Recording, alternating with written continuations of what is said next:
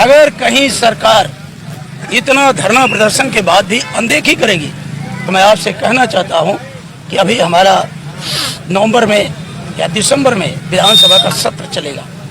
उस सत्र में बीचों बीच हाउस के अंदर हम अपने साथी विधायकों के साथ धरना देकर देखे। आज ही नहीं, इससे पहले भी पदयात्रा के माध्यम से हम सबने सरकार का ध्यान आकृष्ट कराया था। जैसा कि आप जानते हैं कि इस समय समाजवादी पार्टी उत्तर प्रदेश की विधानसभा में विपक्ष की भूमिका में है। हमने अपने विपक्ष के दायित्वों का निर्वहन करते हुए जितने भी तरह के नियम हैं उन नियमों के तहत इस मार्ग के निर्माण के लिए सरकार से अनुरोध किया था। चाहे सरकार के तत्कालीन लोक निर्माण मंत्री केशव मौर्य जी रहे हों, चाहे जो इस साल जो 2022 के बाद जो सरकार आई जिसके लोक निर्माण मंत्री जितिन प्रसाद जी रहे हों, या आज स्वयं मुख्यमंत्री जी के पास लोक निर्माण विभाग है। हमने अपने विधानसभा में नियम 51 के तहत लोक महत्व के इस विषय को विधानसभा में उठाया था और हमारे माननीय स्पीकर महोदय ने व्यवस्था दिया था और सरकार को निर्देशित किया था कि ये लोक महत्व का विषय है।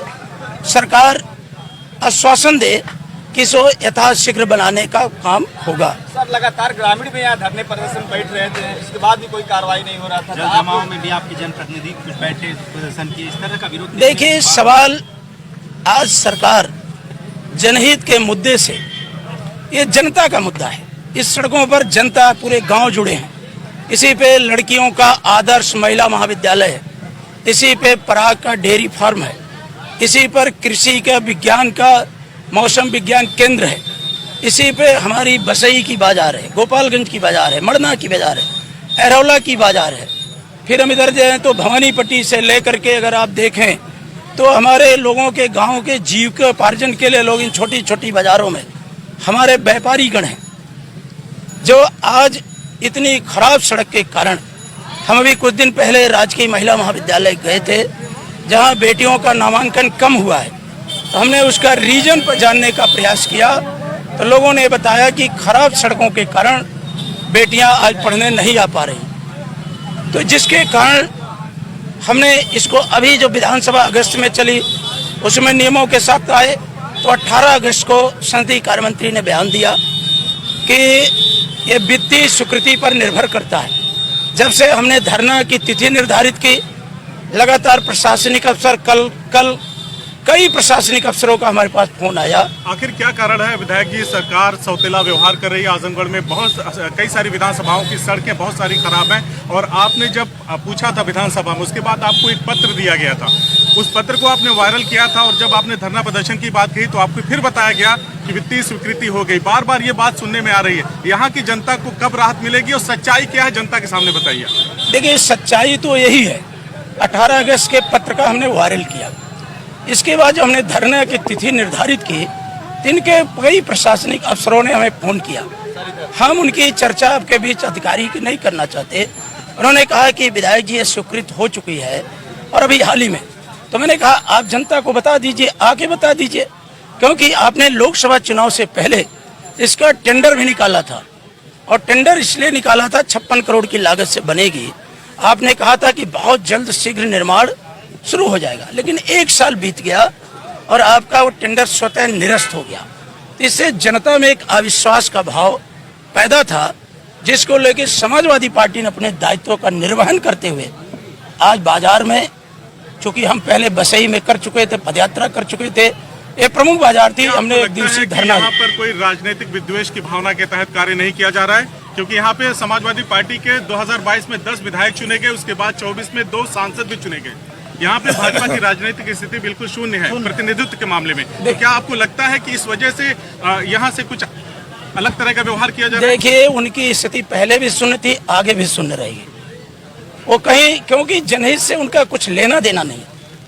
आजमगढ़ बहुत बड़ी धरती है और बहुत विद्वान पैदा हुए। अल्लामा शिबली नोमानी से लेके महापंडित राउत संकीर्तन, कैफी आजमी साहब, हरियौत जी, बहुत बड़ी बड़ी हस्तियां, और राजनीति के क्षेत्र में भी बहुत बड़े बड़े लोग आए। सर, अभी भी मेरे सवाल का जवाब नहीं मिला। क्या आपको लगता है कोई राजनीतिक विद्वेष की भावना रखी जा रही है आजमगढ़ से, जबकि मुख्यमंत्री कहते हैं कि जब से भाजपा की सरकार आई उत्तर प्रदेश में आजमगढ़ को दिया ही दिया है। मैं कहना चाहता हूँ, आप आजमगढ़ की बात क्यों करते हैं? पूरे उत्तर प्रदेश और देश के अंदर यहाँ के नागरिकों के साथ जिस तरह से भारतीय जनता पार्टी व्यवहार करती है वो आप सोच ही नहीं सकते। कोई अपने नागरिक के साथ इस तरह का व्यवहार नहीं करता होगा।